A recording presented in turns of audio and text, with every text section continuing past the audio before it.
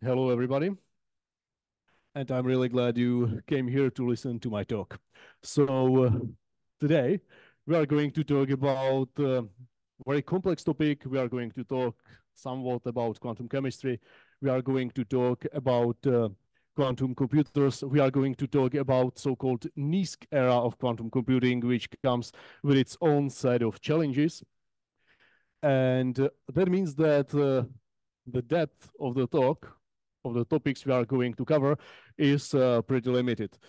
Also, not only by, let's say, the width of all the topics, but also by my modest knowledge of them. So if you feel disappointed, feel free to complain or to be loud about the situation.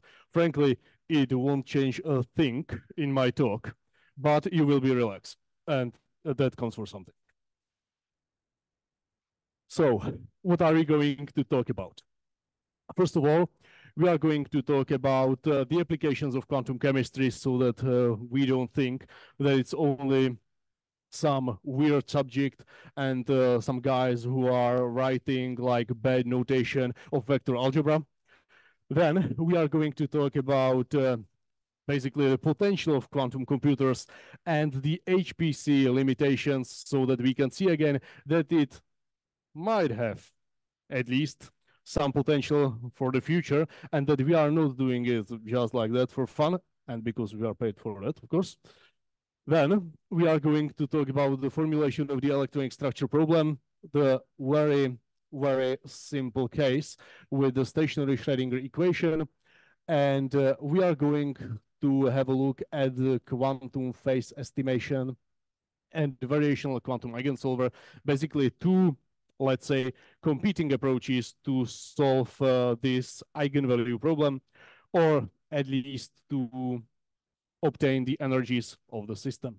And we will see why the quantum phase estimation is more of a future topic, but why it's not practical today so much. Also, we are going to mention the notion of NISQ, or noisy intermediate scale quantum era. What does it mean exactly? And why is it so limiting and basically determining our next direction if we are talking about applications of the research? With that, we are going to mention different types of quantum noise, which is like the fundamental topic in the NISQ era, and probably always when we are talking about quantum mechanics in general. And in the end, we are going to mention several topics which are not exclusive to chemistry, but which are extremely vital, let's say, for any practical computations. And these are the ways of how to deal with, at least partially, how to deal with this quantum noise and how to deal with different types of it. So, first of all, in this talk, we have several hands-on exercises which you can try by yourself. So if you want to log into your Google account and please have a look at the URL, and there are 4 Jupyter notebooks prepared so that you can try to run it on your own or modify it. I'll give you like 2 minutes, and please, after running of the first one, install test IPy and beam, please tell me if it's working or not. Is anyone having problems with this? With the access to the folder or with the installation of packages? Anything? Okay, I take it as a no. If you do have problems, shout later. So for now, why are we even bothering with something so strange as quantum chemistry? Well, because it has a lot of useful applications. Now, of course, everybody will tell that about their field, and usually they will be right. So what are we doing with quantum chemistry? Basically, quantum chemistry is, very broadly speaking, is describing the interactions between atoms. That's it. That's like the broadest probably description I'm able to provide. And this is something which we are working with all the time. We are using this when we are basically performing some drug designing processes where we don't have to make so many experiments as before, and we can do much more complex processes than before, when we are simply simulating the possible interactions of different molecules. Usually it's being used, for example, if we are developing some potential inhibitors, which are making it much harder for some viruses to replicate.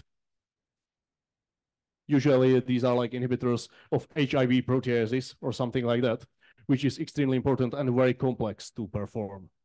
Then we can also like test, let's say, different compounds or different allotropes of known elements, which have some special features. Here we can think about the octoditrogen, let's say, which is highly flammable or highly explosive is better said, and which is a potential component for future rocket fuels.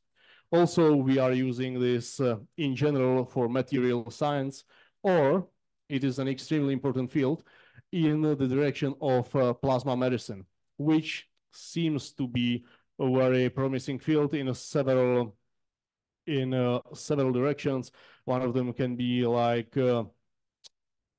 faster healing of let's say chronic injuries or some chronic wounds, especially with people with diabetes, or we can treat many types of cancer much faster and more safely with this. Usually skin cancer, but we have also tests and papers focused on something more severe and more exotic like glioblastoma. Now, okay, cool, but of course we are doing the quantum chemistry already. We are doing it for tens of years. Like, why would we even bother with quantum computing? Well, the point is that we are not there, but we are nearing some limitations and physical limitations of classical high performance computing. Here we see that the Moore's law, that like every few years we have twice as much of transistors on a chip and so on, that's getting to its limit. We aren't able to make transistors much smaller because of the heat, and we also aren't able to basically make the clock run much faster. Definitely not infinitely, which is something we call power wall. In this case, we can have a look at the plot where we can see that so far, the number of transistors on the chip is still growing linearly, or at least up to 2020. But for example, the typical power basically begins to stagnate in the last few years. Now, that's not all.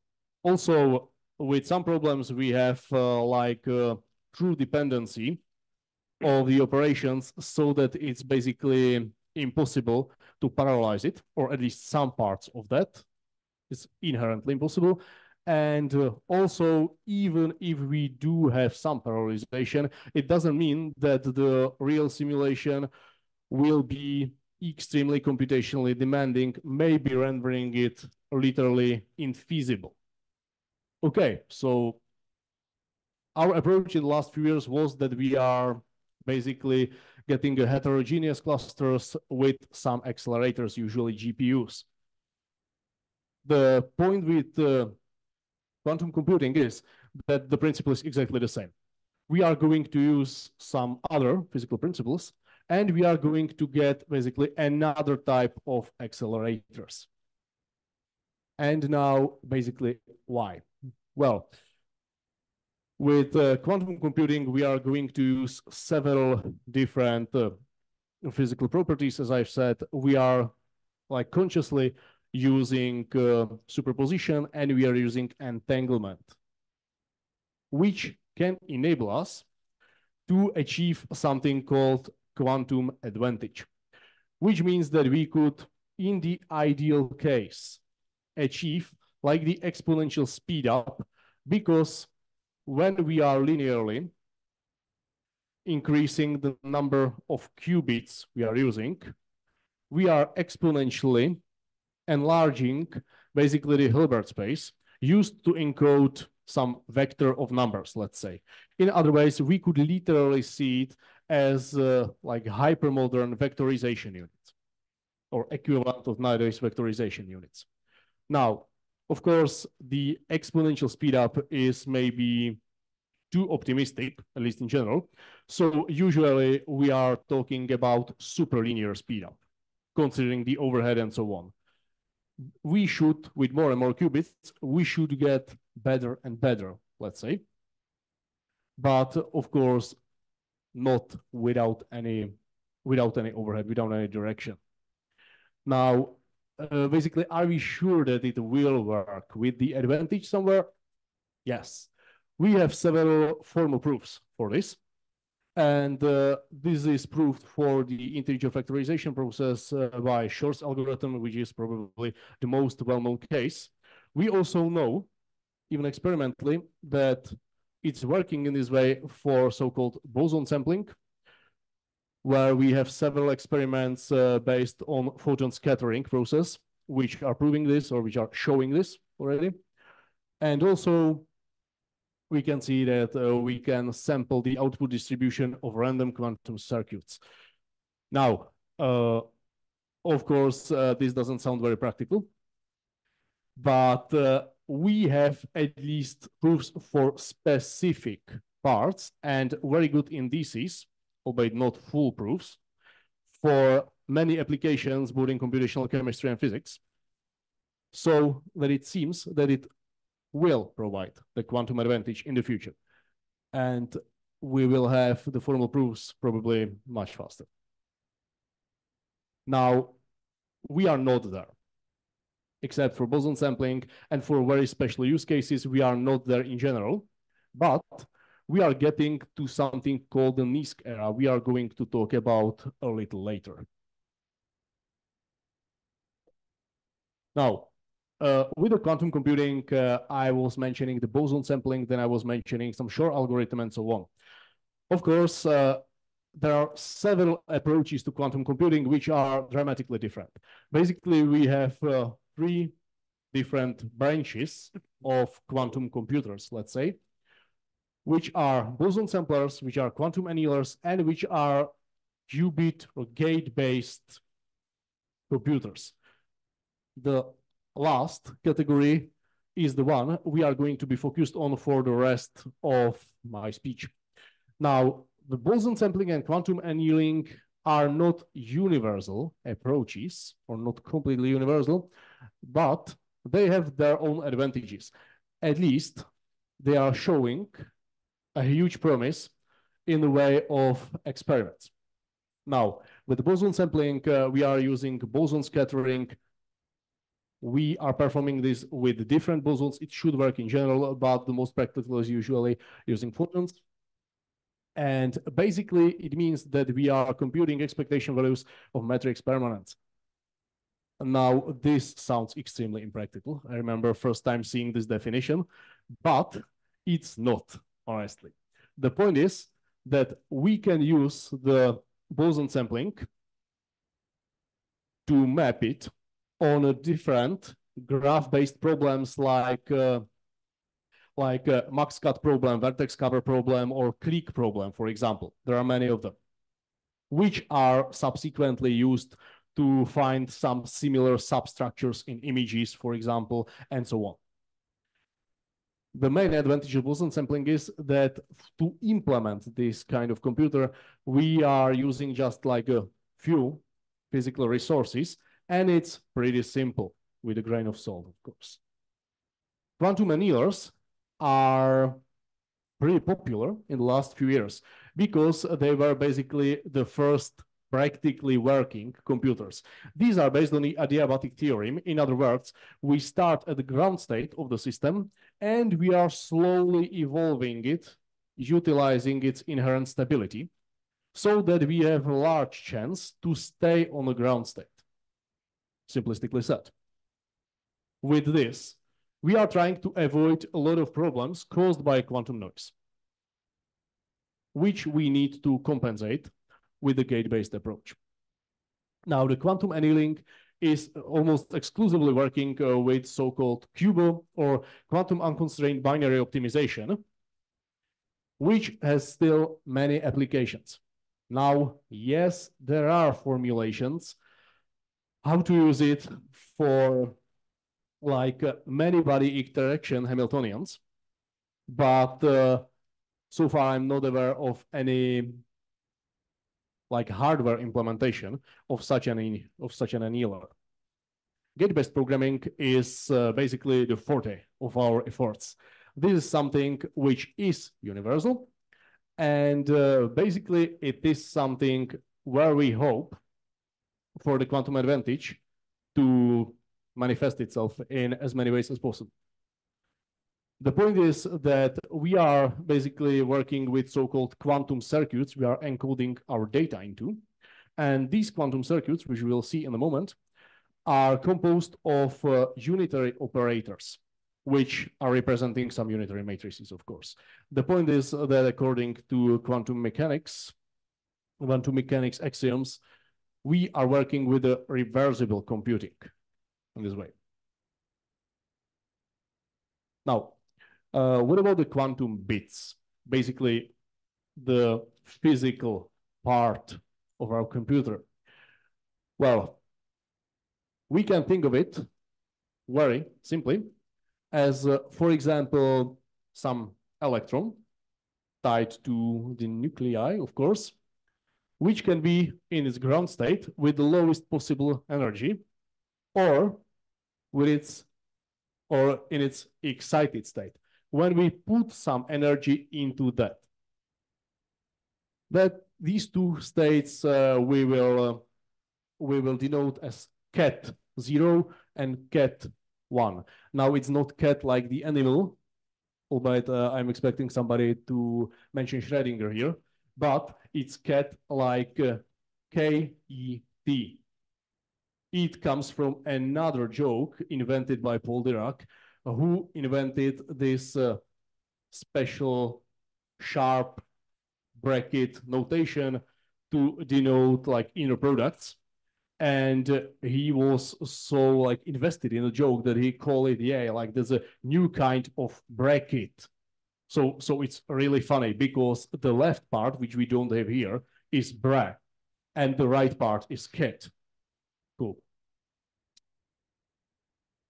If you have the Nobel Prize, maybe the people will laugh or something. Well, of course, the qubits physically don't have to be represented only by electrons or by ions in this way. They can be also represented by photons, and then we don't have these like energy levels, let's say, but the 0 and 1 states are divided by or are distinguished between by so-called polarization. We can also work with the nuclear spin states, not only with electronic, but with nuclear spin states of the atom. Of course, why not? We can also take the electron, but not using energy levels, but using their spin states to implement this discrete distinction. Okay. Many of these implementations seem to be practical today, so we will see which one will be the best. Nowadays, the most common is utilization of superconducting circuits, but the photon-based quantum computers seem to really take the speed, so we will see. Now, what about the quantum gates?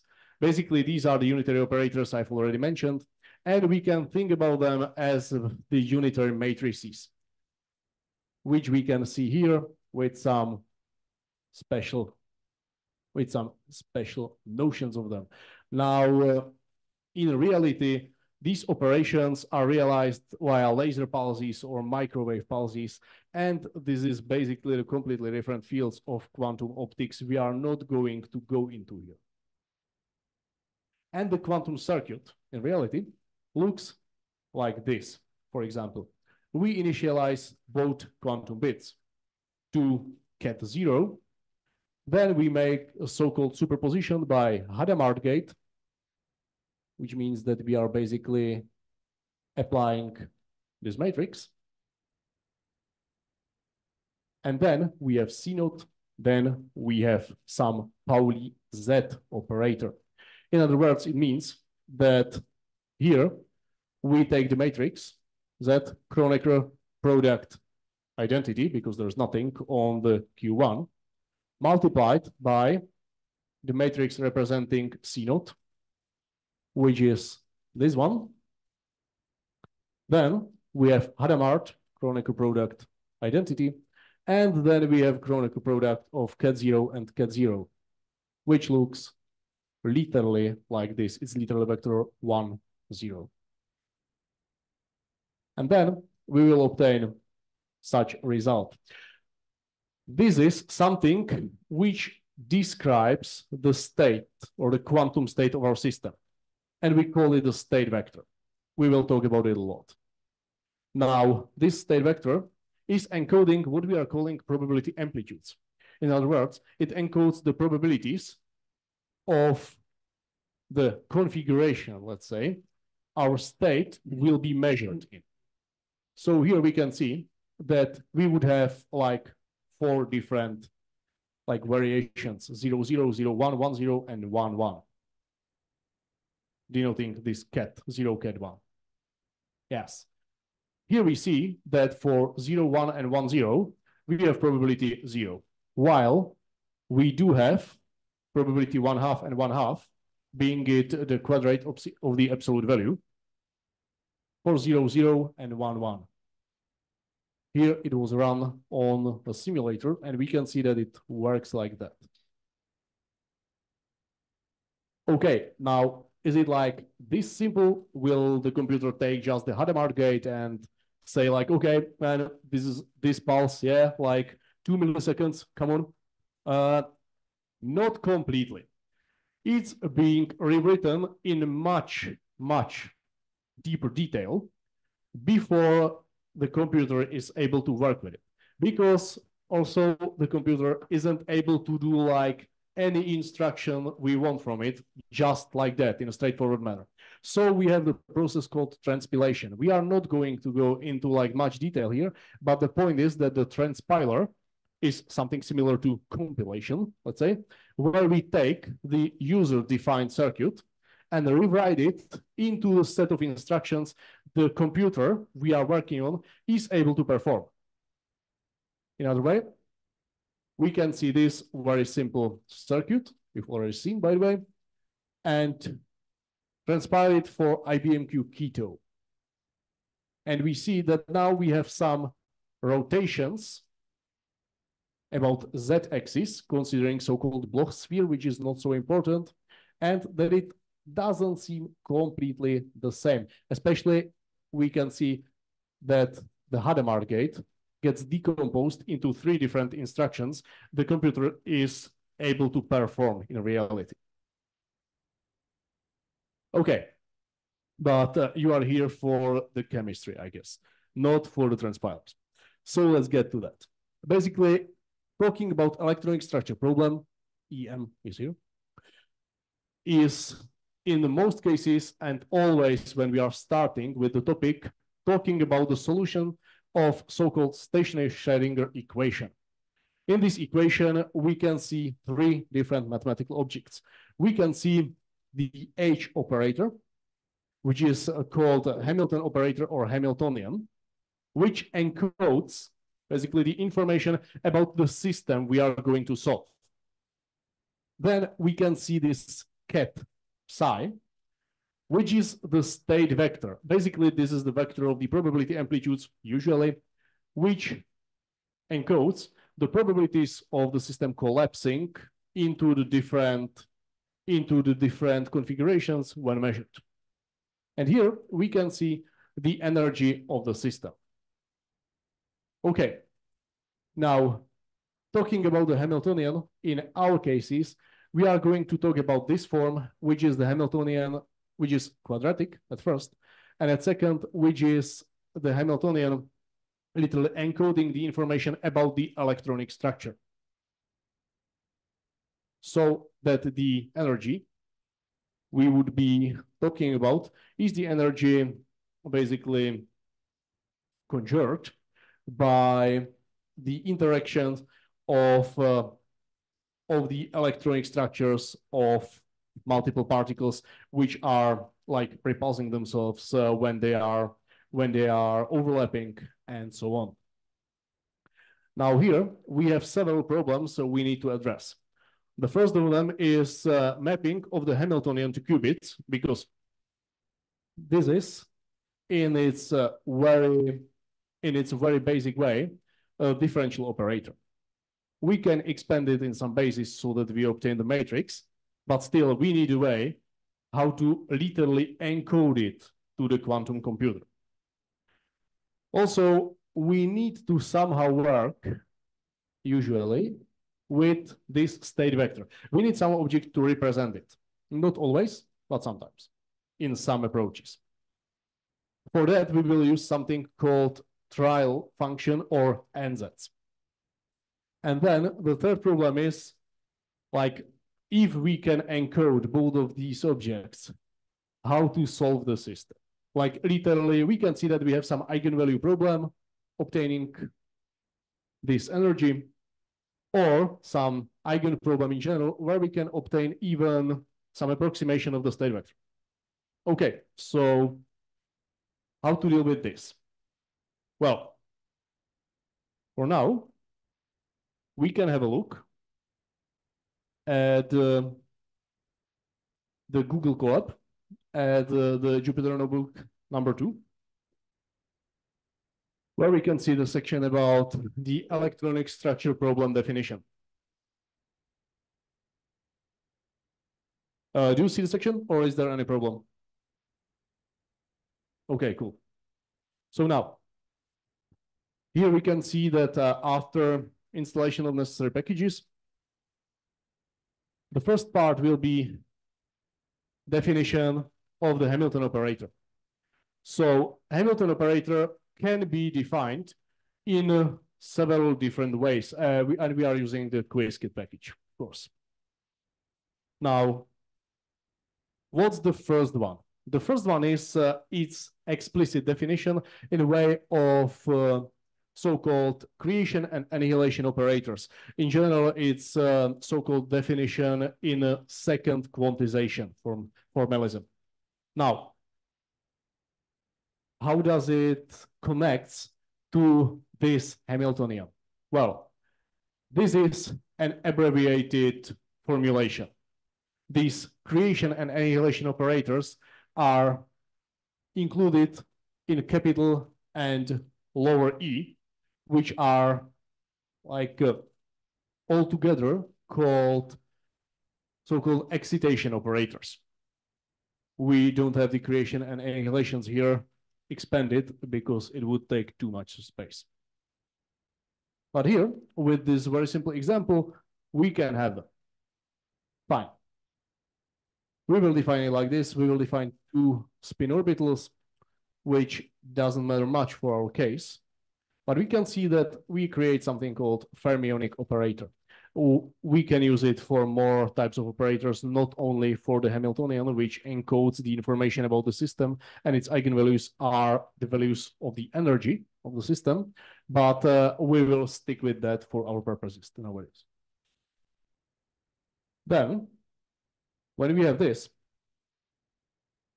we also can formulate it in the form for qubits, let's say. If we already know the shape, let's say, of the Hamiltonian or the form of the Hamiltonian, we can use so-called Pauli operators, which are literally these operators, x, y, z, representing so-called rotations on the Bloch sphere. So we can use these to directly define the Hamiltonian operator too. But this is something which can be useful if we know it by heart. But in most cases, it wouldn't be so practical.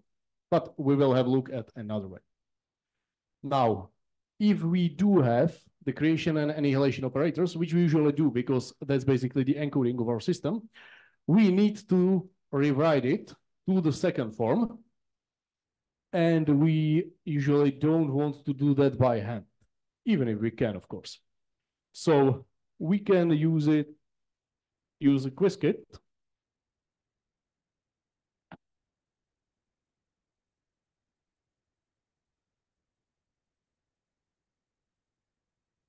to do the mapping. The mapping can be of several different kinds. Usually we have like 3 families of mapping of operators or Fermi operators to qubits. We have Jordan-Wigner approach, we have parity mapping, and we have Bravik-Kitaev mappings. These can be combined with different reductions of the number of qubits utilizing different symmetries and so on, but we are not going here into so much detail except for one example later. So the Jordan-Wigner mapping is usually the one which is the simplest because it's a very human readable, let's say. We are encoding one spin orbital to one qubit, which is the case why it's usually being used in some tutorials.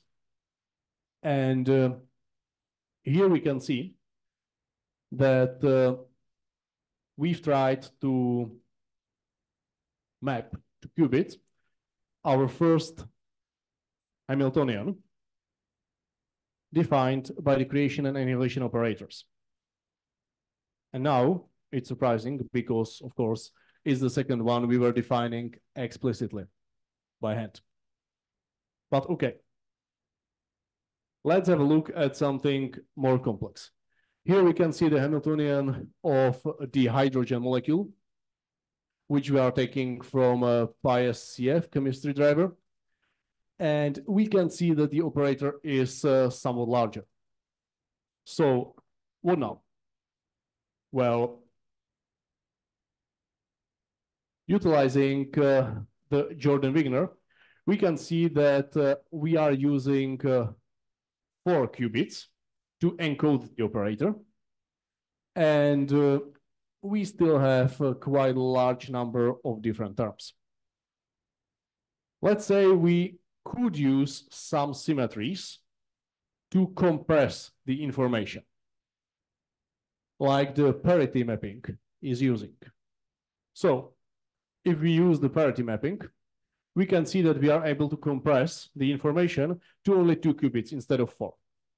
Now, we are not going into much details about the group theory here, but if we were using like Z2 symmetries farther, then we are able to compress the information even farther, or in the case of the hydrogen to only 1 qubit, for example. That was for the Hamilton operator. Now, what with the state vector? What with the ansatz? Well, most of you are probably familiar with artificial neural networks, I guess, at least slightly. The point is that you have some very general formulation which could represent almost any function or many different functions. And if you want it to be more flexible, you have some straightforward approach how to add more points of freedom, making it so. Of course, then we are dealing with larger and larger numerical problems, but that's for the other day. It has this capability. And we know how to expand its capabilities so that it's useful. And that is doing basically the same. Now, dealing with the quantum chemistry, we can have 2 different approaches to creation of the ansatz. First one is basically empirical or physics-based, we can say. Because in this case, we know the structure of the problem very well, which is many times the situation in chemistry, because we know the information about spin orbitals, molecular orbitals, and so on. And then we can use something literally encoding the qualities we want to work with. And for that, we are using the theory of coupled clusters, in this case modified for quantum computing in the form of so-called unitary coupled clusters, or UCC-based NZCs. These NZCs have a huge advantage in the way that they are basically more shallow, and usually they are using less points of freedom to describe our function or our state vector with the same quality. The obvious disadvantage is that they are not so general. So if we don't know the structure of our problem, then we aren't able to use it. On the other hand, we can have something called hardware efficient NZCs. These are usually based on the theory of Lie groups, which is like guaranteeing the generality of the approach. And the point is that we have some same blocks of the points of freedom entangled in some way, which means that there are these C-not gates. And then we are putting one block after another, enlarging the flexibility by a fixed number of the points of freedom, which is cool because it's general. And that's all. As we can see, this is something which provides a huge problem at first in the way of the depth of the circuit because it's really long. And then in basically that for the numerical optimization, because we have like a huge number of points of freedom, which will be used reasonably, but it's usually definitely not the most efficient way for our specific problem. So yes, I'm not really understanding why it is called hardware efficient, because it's the equivalent of something which is not. Okay. That was for the electronic structure problem and its definition in Qiskit. Yeah. For the Hamiltonian mapping, we can see that we are basically working with the mapping from this fermionic or second quantization formalism to the formalism using Pauli matrices, as we've already said. And here we see something called Bloch sphere, which is basically representing the quantum state of every single qubit. And we can think about application of these Pauli matrices on different qubits as basically forcing the state denoted by the arrow or by the vector to the sphere as the rotation of the vector in the 3 dimensions. For now, with the ANSYS design, it's basically what we've already said, where the most important distinction is between the empirical ones and the hardware efficient ones. And okay, the third problem is probably the most important one, and it's solving the whole eigen problem. In the beginning, we were talking about solving it via 2 different approaches, both using quantum computers. One of them quantum phase estimation, and the other one being a variational quantum eigensolver. Well, the first one, which is impractical for current NISQ infrastructures, is the quantum phase estimation, which is using the implementation of so-called inverse Fourier transform. And we can have a look at the next example illustrating the disadvantage of this approach.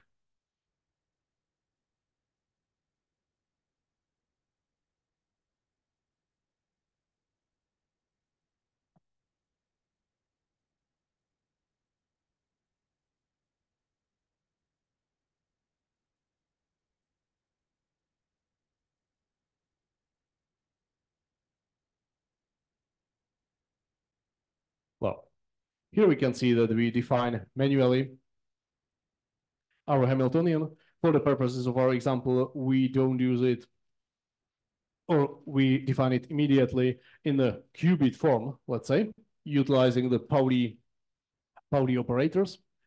And then we are applying the phase estimation.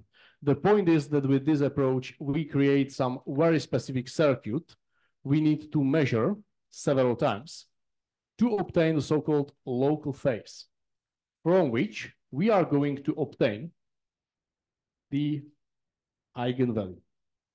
Now, yes, it's not a very intuitive approach, and we are not going into detail here. The point is that we can have a look at this.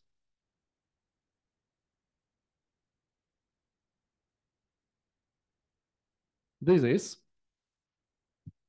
the circuit for QPE. And now you should realize that every one of these named blocks is a block of gates. It's not one gate. So we can continue.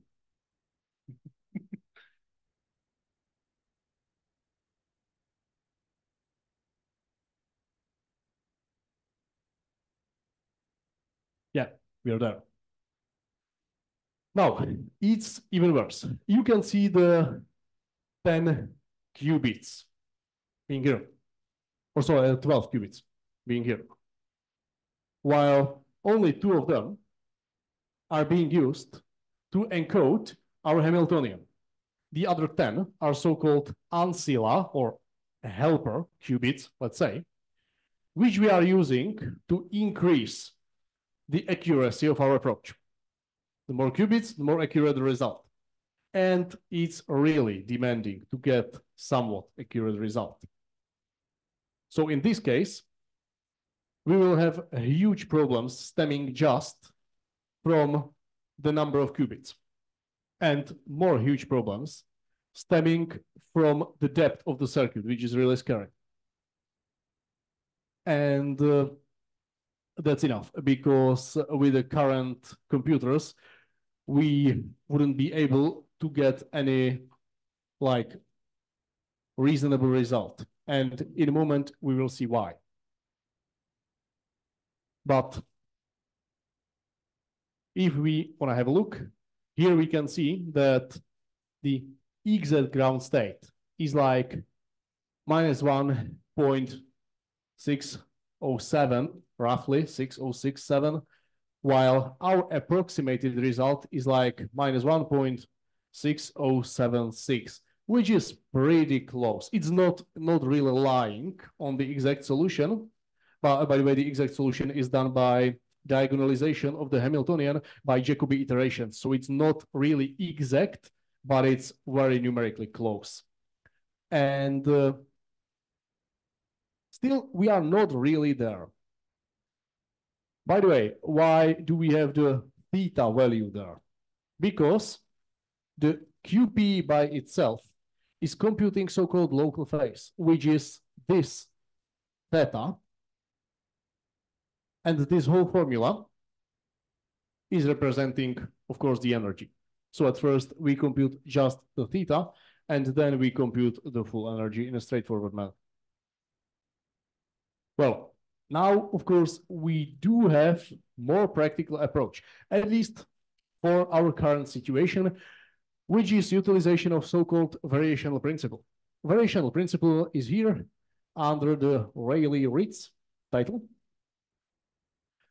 where we know that if we have this inner product, like bra psi times Hamiltonian applied to ket psi, and the psi, the nz, is being parametrized, of course, which is the vector theta, then we will get exactly the energy of the ground state. Or if we have like the perfect theta vector, or we will be above that. So we know that we won't go under this limitation if we are performing the multiplication. Then it doesn't completely hold with quantum computing, but for now, let's assume it does. This is the main principle, that if we get the good parameters, we're getting closer and closer to the real energy. That's cool. And where's the point? Yeah.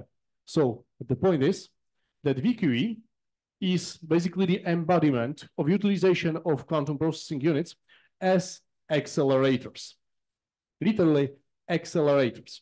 In other words, we are performing the design of the NZs, the mapping of the Hamiltonian and so on, as much as possible. The preparation is done in a classical way. And then on the quantum processing unit, we are only performing the measurements. That's all. So we measure it, we get some energy, and then we are trying to go for another round. Now where's the other round? What's the point? The point is that all of this is a part of the minimization process, because we are trying to get down more and more, closer to the exact energy, so that we are optimizing with respect to the parameters of the ansatz, with respect to the theta vector.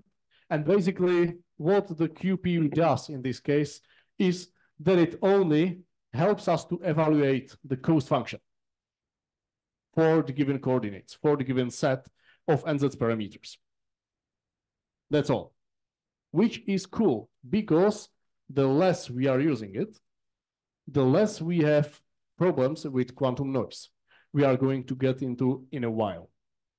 And now, oh, and of course, in the previous part, we are not working directly with some representation of the state vector. Here we are approximated it via a combination of the ansatz with these optimal parameters, so that we are obtaining very easily usable approximation of the state vector afterwards. But now let's have a look at another example, at the fourth one.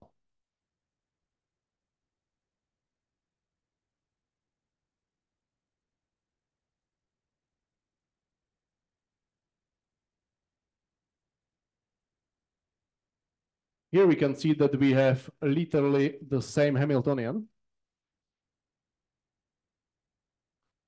And because it's not some specific chemical system, it's the Hamiltonian I had in some previous tutorials, like 2 years ago. So we are using this hardware efficient NZs. In other words, some generic formulation I've tried to be sufficient to solve this system. We can see that it's not so bad in this situation.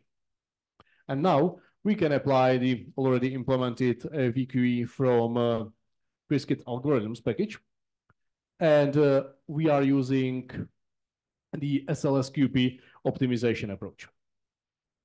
Here we could use, especially without the noise, in the idealized so-called state vector simulation without any noise, which we are working with now.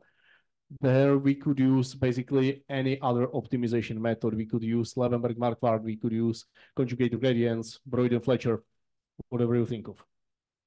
With different level of success, but you could in principle. And here, when we obtain the energy, we can see that we are at the minus 1.6067. In other words, we are using significantly less resources. Our circuit is much shallower than the previous one, and we have better result than the QPE. So with this in mind, it seems that variational algorithms, not only VQE, but is the most well-known representative of the group, will be one of the main directions which will provide some practical results in the following years. Of course, now, what are the problems I was mentioning? Well, the problems are two. One of them is so-called sampling noise. When I was talking before, I was talking about the measurements, basically getting with different probabilities into different configurations, into different combination or different variation of zeros and ones. That's true. And in reality, we won't have usually the pure zeros somewhere, because the quantum mechanics won't allow us that. it will skew our results, that the probabilities will be somewhat mixed. And it won't be so clear, even if it should be. In that case, we have two things. At first, we need to do like a lot of measurements. And at second, we need to use specific optimization methods, because in this case, we aren't able already, only with the sampling noise, we aren't able to evaluate our cost function reliably. In other words, if I have the same parameters of the NZs and I will evaluate the same cost function 10 times, every time I'll get somewhat different result, which can completely cripple many optimization methods. So we have a special field of so-called noisy optimization focused on that, and we can use some of these approaches to mitigate this problem. I can name SPSA, simultaneous perturbation stochastic approximation, developed by James Spall in the end of the 90s, which is the improved method of conjugate gradients, but prepared for for several steps without improvement and so on, trying to literally go in the promising direction and ignore some small fluctuations and so on. We could name Bobica using some local quadratic approximations with paraboloids. We can name Nomite and so on. This is the part we are dealing with numerically, and that's pretty straightforward. Then the worst part of the quantum noise is decoherence. And decoherence is basically the overarching name for all the other sources of our problems. Decoherence means that our state, which we really set up with quite large difficulty, is simply changed by almost anything. You will have temperature fluctuations going somewhat higher, above absolute zero, and it needs to be quite close, really. And it's not stable anymore. Now, you will have mechanical vibrations. You will have the quantum computer, and there is some track going around your building. You're done. Then you have thermal noise, which is also a problem because it's connected to the Brownian motion, the motion of the particles. Again, the same thing. You will physically change the configuration of the system. It's terrible. Then you have cosmic rays. You have these incredible nuclei of hydrogen, which are literally flying to you since the Big Bang. By the way, this is something which is really strange, because imagine you have something going to you over 13 billion years just to screw up your computation. And it's literally that. It's literally this. It's like a real problem. Then it's even better, because you will have a pathological interaction among qubits, because the qubits are physical systems themselves. And they are not only waiting until you entangle them. You are not waiting for this CNOT gate or Toffoli gate to be applied. Like they are there, and they are interacting on their own too. We call this crosstalk. And it's like a really, really big problem. And then we have our two very favorite, because they are easy to visualize, two problems, which are called P1 and P2 error. If you have like a physical background, it's so-called spin lattice and spin-spin relaxation. And if you are anything else, like a chemist, computer scientist, and so on, we are talking about energy relaxation error and dephasing error. And now, what it is? Well, the energy relaxation, which we can see on the top picture, denoted on block sphere. Basically, the energy relaxation means that we put some energy into the system. Now, let's limit the explanation to the electrons, because it's the easiest one. We will put some energy into the electron. It goes to the ket1. It is in this excited state. And then it spontaneously emits the energy and gets back. because it's not stable in that state. Definitely it's not.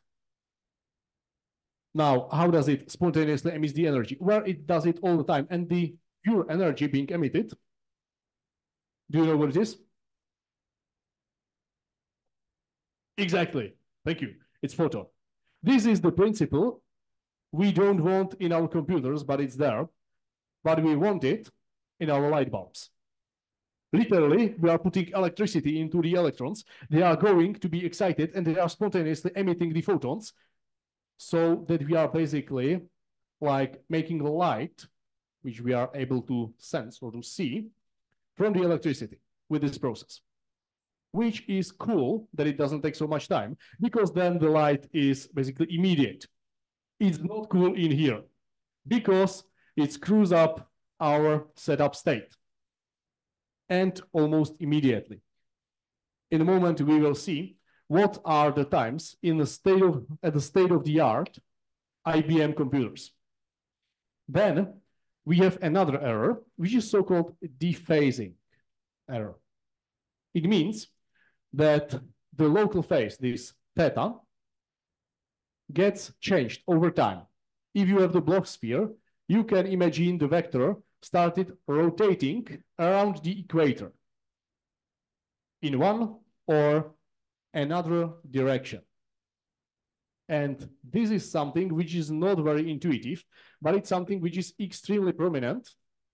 For example, in magnetic resonance visualization, which is being used since the late 50s, I believe, in medicine. So this is one of the quantum problems which is being dealt with basically since the end or shortly after the end of the Second World War. And we have a special kind of dealing with that called quantum error suppression, which we will get into in the end of our talk today. For the simulation of some of the errors, very simple simulation, then we have a so-called depolarizing channel. If we want usually to basically debug our algorithm or to test our algorithm, we are going from the state vector ideal simulation with no noise through adding only the sampling noise without the coherence, ending at the depolarizing channel. And when it works, after that, we are going to some complex simulation or to some real computer. So depolarizing channel, if you see it, only means that in front of every single gate, you are going to put with some probability, which you are going to set up beforehand, either identity, which means it does nothing, or one of the Pauli matrices, one of the pathological rotations. Yes, everything is connected to the Pauli matrices here.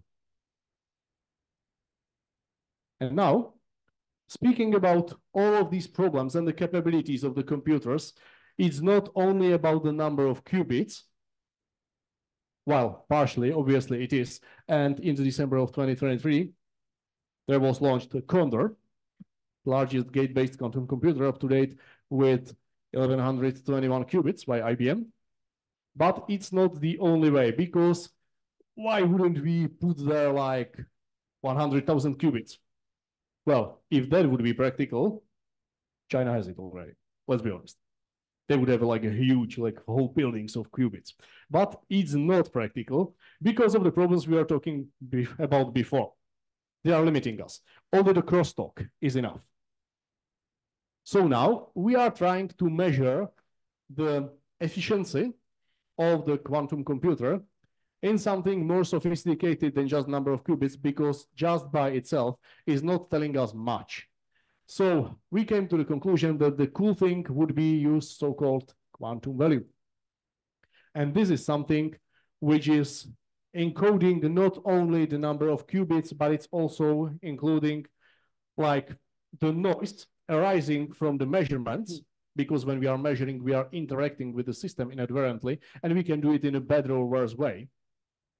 In other way, if we are not doing it precisely enough, we can literally screw our results, which were correct up to that point, just with the measurement, which is not good enough.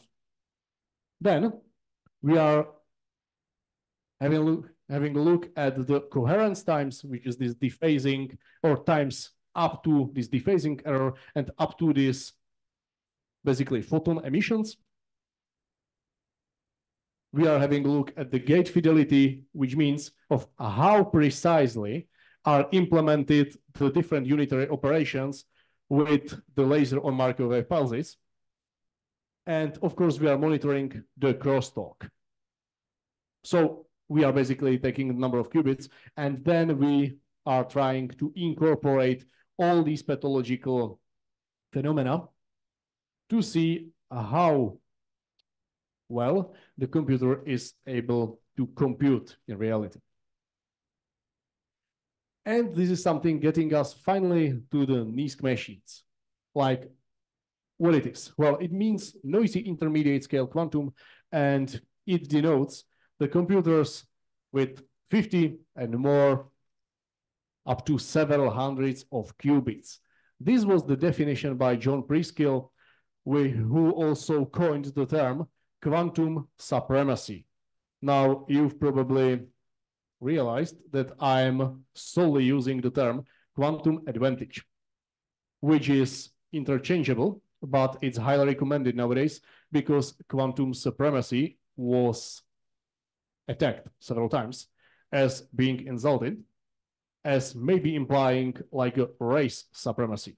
Now, I don't believe that Preskill meant that when he coined the term, but otherwise he was already assaulted with that several times. So I'm not going to repeat his mistake. Now, what does the NISQ computer do? Well, they are able to provide enough qubits to implement some of the algorithms, usually the variational ones, be it VQE, be it QAOA, so-called quadratic approximation, or some quantum machine learning approaches. That's cool. But they are not fault tolerant. What do we mean by this term? It's pretty frequent, but usually it's not being explained. Well, it literally means that there are not enough qubits on this kind of computers or on this size of computers to realistically implement so-called stabilizer circuits for quantum error correction, which is not the only way how to deal with the quantum noise, but it's the possibly most robust one. And why? Well, if we think about the classical error correction used with signal processing, then we are usually introducing some redundancy. In other words, I want to send 0 and 1. Okay, so let's say I'm going to incorporate a triple redundancy into my encoding. I will simply always send 3 of these characters instead of 1. Now it's cool. Yep, I'm sending 0, I'm sending 0, 0, 0. Perfect. And now let's say we get some noise into our signal, literally something in the atmosphere. I will obtain something like 0, 0, 1. Still, I'm okay. I'm like, okay, so we have majority of zeros. That's cool. I'm taking it as a 0. Okay, let's imagine that maybe, just maybe, we are getting a stronger noise. Suddenly, we will obtain like 0, 1, 1. Now, I'm very prone to make a bad decision about the original value, but still, I'm at least able to detect that there was some problem, that there was some noise. I can be more careful. Okay, and if I have like really huge noise, maybe I will obtain 1, 1, 1. It will literally rewrite my whole code. Okay, and in that case, I am completely unable to say anything about it. I didn't, not only that I am unable to correct the value, but I'm also unable to detect that there was any problem. And in our field, we are saying that we've reached so-called encoding distance. We basically completely overridden the redundancy.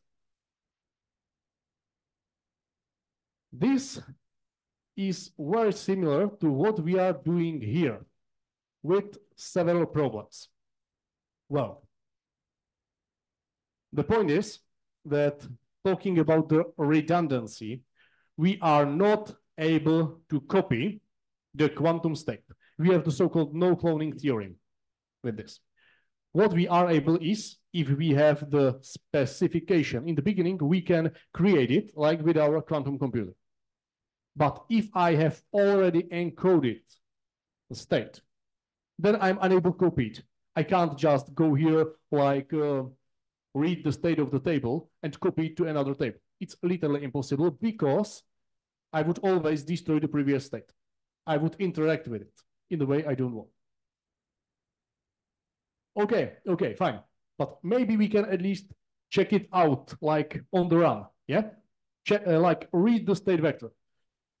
No, we can't, basically because of the very same principle, because if we are trying to measure the state vector, it collapses according to these probability amplitudes we were talking about before, so that we will get description of one of the basis states, and that's it. If we are obtaining the signal, then we don't want to do this. Fine. Okay, so maybe at least the mistakes are similar. Well, I hate to tell it, but they are not at all. Here we can see application of the X gate. Yes, it's Pauli X gate because it's literally everywhere. And it's representing a so-called bit flip. If you try it here, you will see that it will literally switch cat 0 and cat 1. That's basically the same kind of error we were talking about a while ago with the classical encoding. Fine, cool. And what if we apply like the Z Pauli operator? Now, it changes the sign. We are changing the so-called local phase of the quantum state. And that's something we just know like classical equivalent. That's a whole new class of problems for us. Okay. Is it all? No. If we can see these probability amplitudes, they can also get distorted. And what's worse, these are not discrete. These are not even generally real. These are complex numbers. In other way, we have an infinite amount of errors in 2 dimensions. Combination of these problems basically persuaded the scientists up to the early 90s that anything like that is completely impossible and that it's like a completely dead branch, and we should think about it as something similar as Alcubierre drive until we get a negative matter or something like that. But unlike the real negative matter, here we get a Peter Shor, the same one with the Shor's algorithm. And Peter Shor, aside from the Shor's algorithm, also invented so-called stabilizer circuits and the whole field of the error correction, which is maybe impractical yet, but which is working. And it's not only able of detection of the error that something went wrong, but also of the correction, in other words, of specific detection of what kind of mistake was on what qubit. And it's also able to prevent the propagation of the error with the evolution of the system, which is cool. Yeah, like we got everything covered, or maybe not. We'll see. We have examples.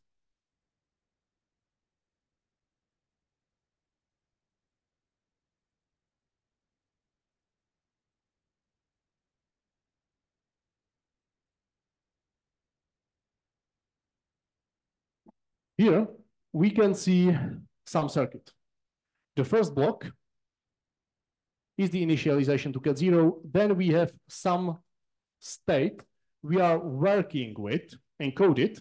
And in the next block, the C node is entangling our qubits. This is the equivalent of our redundancy, because we don't need to copy the first qubit to the other one. The entanglement is enough for our purposes. And then the rest is so-called stabilizer circuit. Okay, what to do with it now? Well, here we can see that the last qubit is ancilla. It's something we are just reading the results from, and it serves as a label. Basically, it tells us if the state was okay or if there was some problem. In this case, it's the simplest one. We are only detecting the bit flip. Fine, cool. Let's introduce the bit flip to the first original qubit with the data. And now we can see that we are measuring with 100% probability get 1. Okay. If we remove it,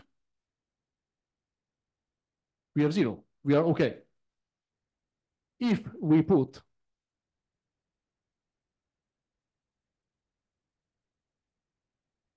the bit flip to like the helping qubit, which is the redundant one, we can also detect the problem. That's cool.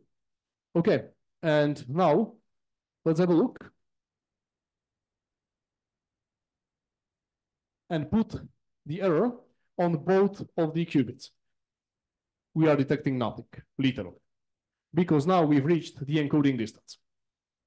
The principle is very much the same as with the classical encoding. Now, could we entangle more of these helping qubits to like enlarge the encoding distance? Yes, of course we could, and that's the point. We would have to use more qubits to strengthen the code. We can see that for the encoding of our problem here, 1 qubit is enough, but only to detect one specific error and not even being able to tell on which qubit it's occurring. We need 2 more of them. Okay, fine. Now, when I was talking about the location of that, because if we don't know where the error occurs, we cannot correct it, obviously. I can say like, okay, there's measured 1, yeah? There was some problem with the code. Okay, was it on the first qubit, on the second qubit?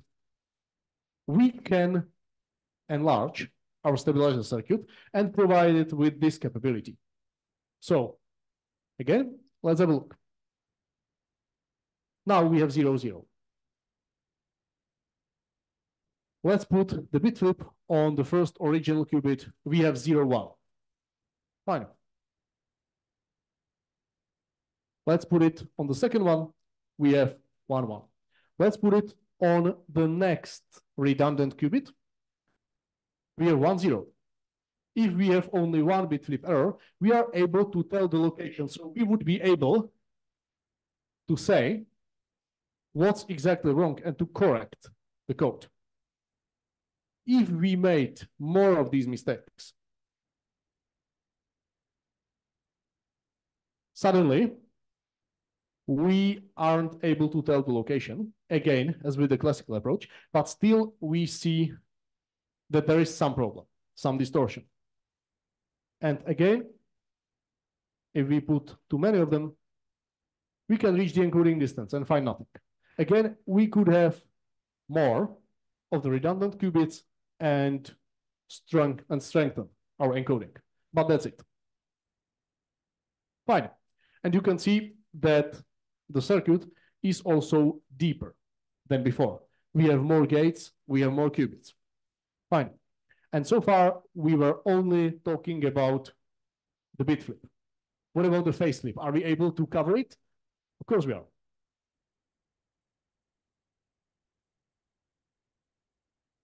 Now, we can see that we have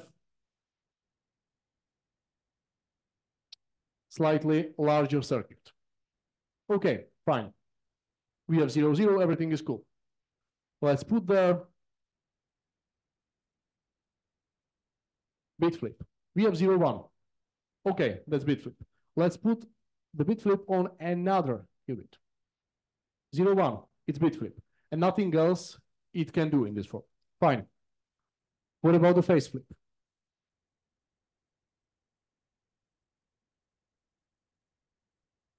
We have 1, 0. We've detected a phase flip. That's cool. Can we do something else? What if we do combine the two? 1, 1. Cool, we have the combination. Both width flip and phase flip occurred for once. And that's the best we can do with this. Of course, when we start putting on more and more of these errors,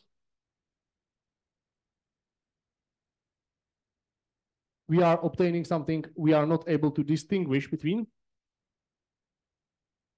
And if we put too many of the same kind of errors, we are reaching the encoding distance again. Fine. Now you see what my point was. Why is it yet impractical? Because with every added capability we want from the stabilizer circuits, we need to make our circuits deeper, and we need more qubits. And in general, we would need many more redundant qubits for it to be practical. In other words, we need a huge amount of computational resources, much larger than just the ones necessary for encoding and working with our data. Basically, a large majority of the computational resources would be used just to compensate the problems with noise. Okay. So, but that's it. Yeah, we've covered everything. We saw the stabilizer circuits. Yeah, we saw the errors here, and that's cool. Well, no, in reality, it's worse. Because in our situation, we saw the very idealized case where we have the encoded state. In the next block with the C0, we have the redundancy or the convenient entanglement between our qubits. Then we have the special block with the error. And then we have the block with pure stabilizer circuits and the measurement. The reality is worse. Reality is that right after the initialization, which doesn't have to be completely precise, but let's assume we are very precise with this, especially when it's the ground state. Right after that, we are dealing with decoherence. And literally right after that, the error can happen everywhere, literally during our state encoding, during basically the initialization phase, during the entanglement phase. And of course, it can happen and will happen in the stabilization or detection phase, especially as it becomes the major part of the circuit afterwards. Now the errors aren't even coherent. They are not even always the same, like the phase flip or so. So suddenly we are getting to something much, much worse. Oh, and the last point, with the measurement, as I was saying, we are also always dealing with some kind of newly introduced decoherence because of the pathological interaction with our state. Are we able to deal with these ways with the stabilizer circuit? Yes, mostly we are. Not completely, but mostly we are.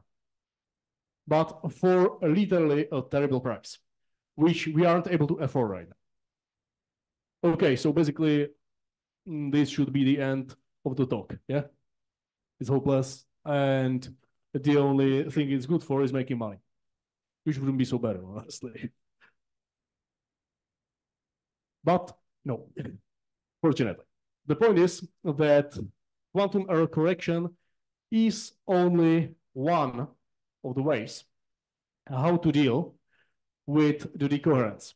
Aside from the noise robust optimization I've already mentioned, we have two different ways how to deal with the decoherence itself.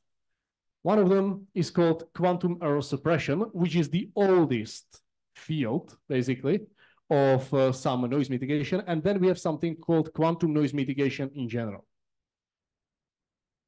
Well, let's have a look at the suppression first. So let's say that we have these pathological interactions among the qubits, this crosstalk, and we can see some of them as a, or we can usually see them as a specific state rotations on the Bloch sphere. Now, we can have this dephasing error, which literally means that if I would be a Bloch sphere, this is the vector and this is the right state. I put it there, and in a few microseconds, it starts rotating one way or another way, always. This is something which was occurring mostly during the magnetic resonance in the 50s, and in the 50s, they found out something which I consider, at least myself, like the most exotic way of dealing with this. Because basically the idea behind this whole thing is, if the state is rotating, I will use a special pulse which will change the state into something compensating for the pathological rotation. In other words, in this case, we are using so-called pi pulse, that we are going somewhere, and then the state gets changed to here. And it's again rotating in the some state, and I change it again before like the optimal value. How did they find this out in 50s? I have no idea. I literally have no idea. But we have an animation of the pi pulse. Yeah.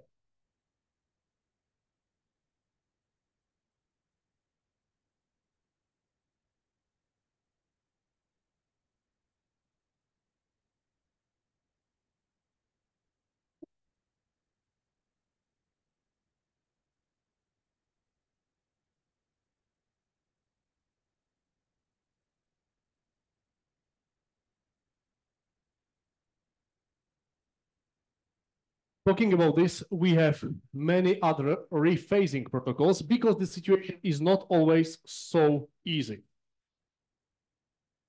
And this is something we are able to use only for the systems we know very precisely with a very specific behavior. Now we can see two circuits, which are, by the way, the orthogonal state vectors to each other, but it doesn't matter so much. And here we can see that we have the state vector simulation with no noise, and the Casim simulation, which means that we have stochastic noise, and then depolarizing channel, the one with the pathological Pauli matrices we were talking about before. We can see that here for the simplest one, it's basically the same, even with the sampling noise. But with the depolarizing one, it gets somewhat distorted. We don't always get the same state. With the more complex state, it's even worse. Now, if we have a look here in detail, we can see that it's not completely coherent, but it's like about the 5% we would expect. Now, the point is that the behavior wouldn't be the same on every machine, as the machines are extremely different. And I'm not going to go into detail as we are running out of time. But the point is that they are so different that even the different qubits are not homogeneous on the same machine. And they are being categorized and literally being listed and calibrated with respect to different qualities, like this energy relaxation time, dephasing time, some fidelities, and so on. So if we considered the Casim simulator, just the stochastic noise with the depolarizing channel 5%, okay. This is the blue one, and let's compare it with the other ones. We can say that, for example, Keto, my favorite example, is not working anymore, but it was really cool because he was always the worst one, literally, compared to Nairobi, which was like a high-quality computer like 2 years ago. And now, why was I talking about the different qubits? Very simplistically, the point is that we have several ways to mitigate the errors, And one of them is the measurement error mitigation. Very simply, if we measure our state where we know the correct output many times, we can get some probability matrix, which we can invert afterwards and assume that the behavior will be the same for the other problems, so that we will make the measurement and try to invert the problems we know about specifically and hope that the compensation will be good enough even for the other problem we are working with. This approximation is really cool for short circuits. For longer ones, it gets completely out of the window, but it's the beginning.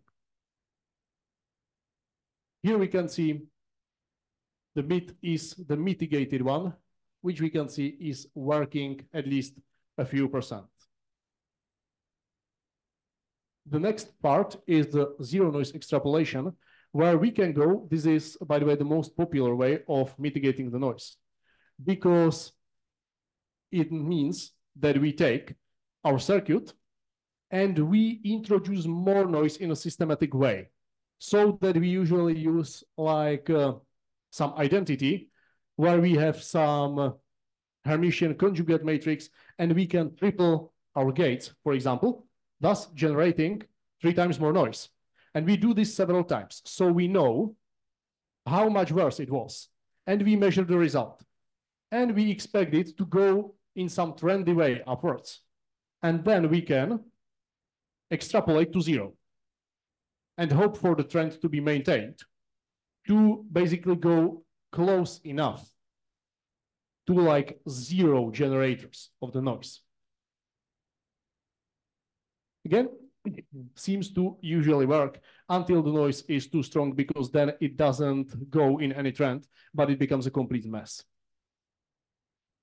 The last one is so-called software method, but it's in fact something very similar to classical HPC pinning of threads.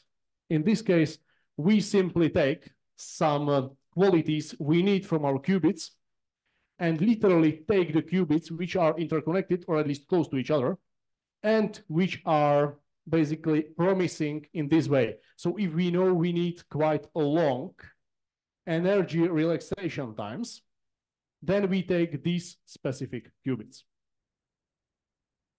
We can see the comparison again.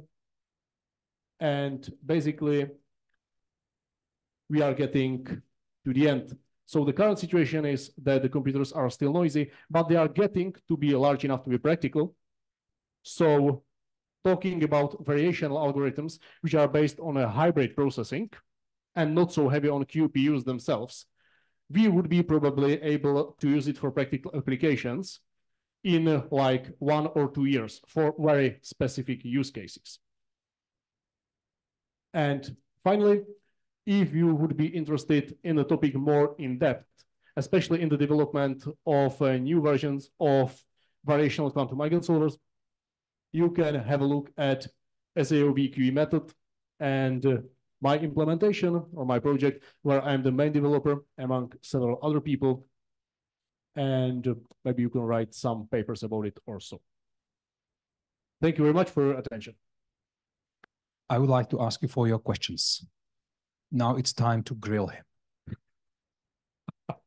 Okay, come on, you can use this, Mike. Can you hear me? Yeah, very well.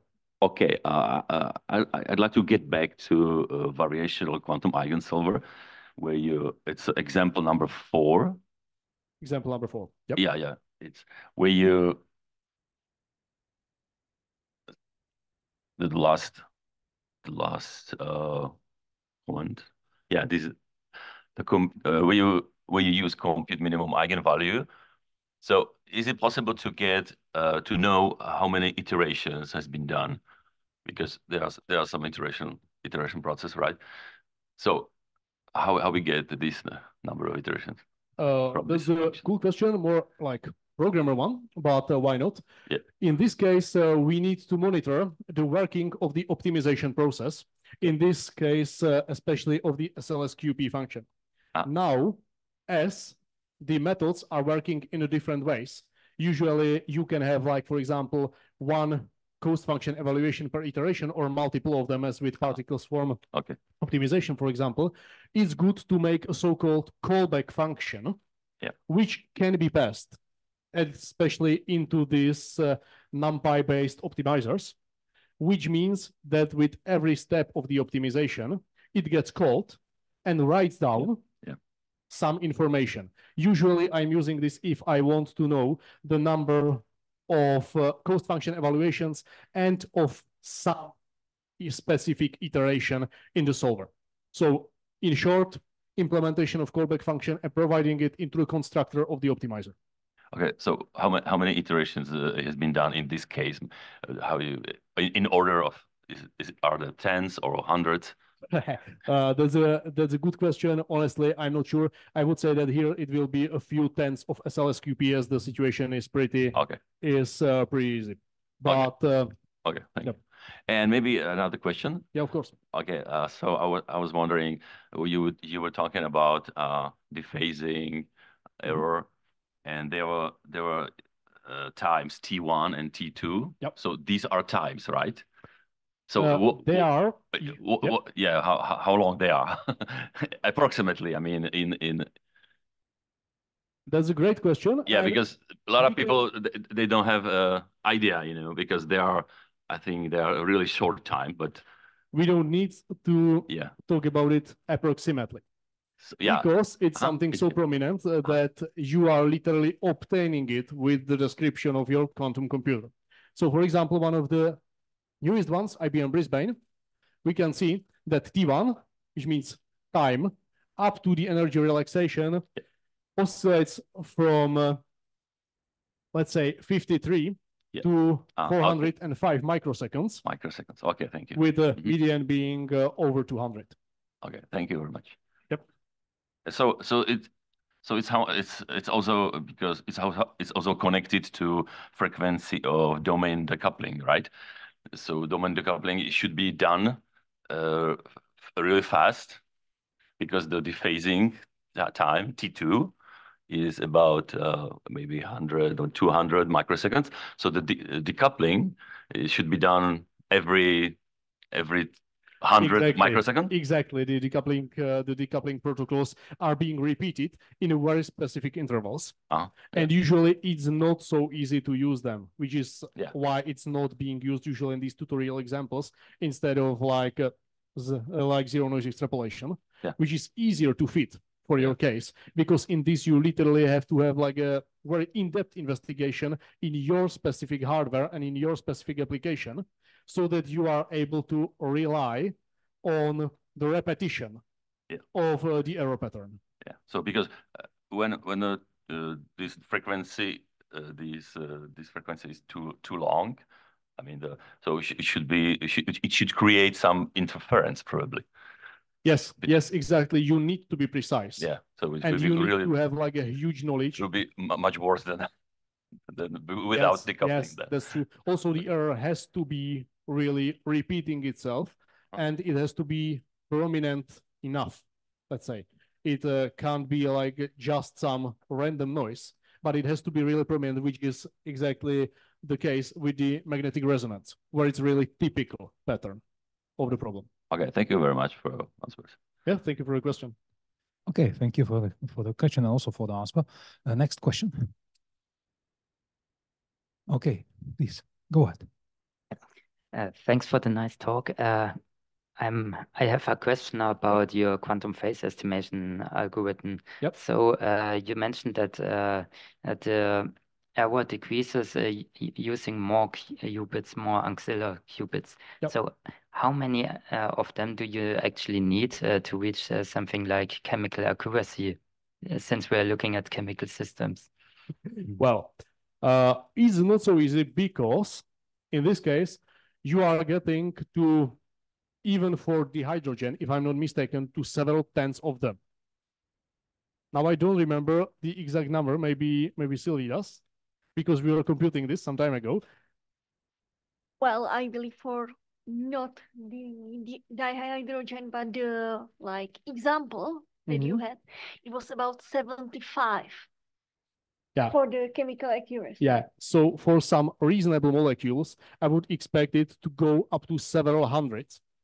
And we are not talking about correction or anything, just about achieving the necessary accuracy, basically numerically.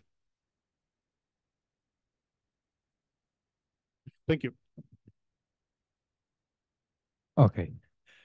So next question, comment, remark.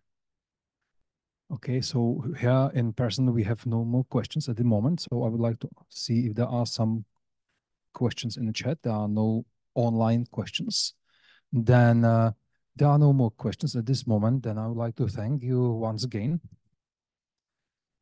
Thank you very much. And let me welcome you for the next seminar that will be in June. 13th June will be given by Jirka, and it will be about solving optimization problems using another variational algorithm called QAOA. Okay, so that's all. Thank you for coming, and thank you for attending us online. And for those who are here, there is some coffee, so let us have a break. Thank you very much. Bye-bye.